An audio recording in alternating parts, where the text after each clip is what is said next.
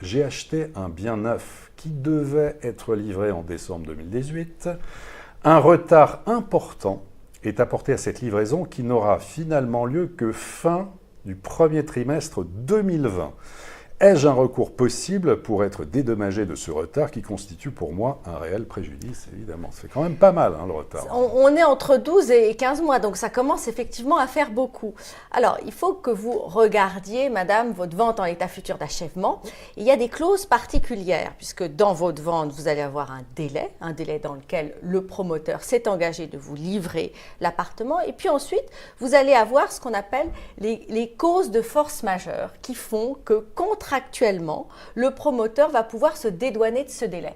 Les intempéries, par exemple. Voilà, ce sont les intempéries, ce sont les grèves, ce sont des problématiques liées au sous-sol, bref, toutes les causes que le promoteur n'avait pas envisagées et finalement qui vont arriver. Alors, c'est vrai que des intempéries, peut-être, des problématiques de grève peut-être aussi, mais 12 à 15 mois, ça fait beaucoup. C'est donc, énorme. C'est énorme. Oui. Donc, il faut véritablement que vous arriviez à déterminer ce qui est de la force majeure et ce qui ne l'est pas, et aller, à mon sens, négocier avec le promoteur, avec un vrai dossier en disant, voilà, moi, je subis de vrais dommages parce qu'il a fallu pendant ce temps-là que je paye mon crédit, il a fallu pendant ce temps-là que je continue à me loger. Donc, j'ai chiffré mes dommages et intérêts et je souhaite qu'on trouve une solution à l'amiable.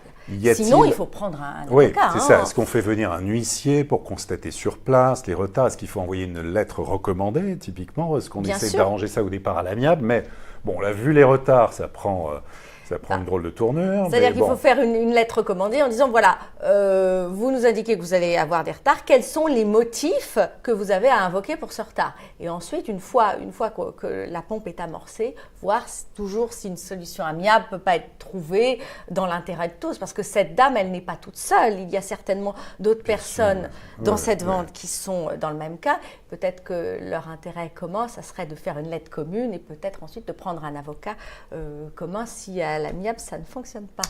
Très bien, et toujours vérifier et demander au constructeur s'il a bien une garantie de livraison déjà oui, au départ, oui. très important pour éviter de se retrouver Et ça, votre notaire piégé. le vérifie avec vous au moment de la signature de la vente en l'état futur. Et est-ce que le code de la construction prévoit aussi parfois des indemnités journalières qui sont faibles, mais prévoit aussi... Oui, tout à fait, c'est prévu et donc l'avocat qui sera en charge du dossier pourra les réclamer en plus. Très bien.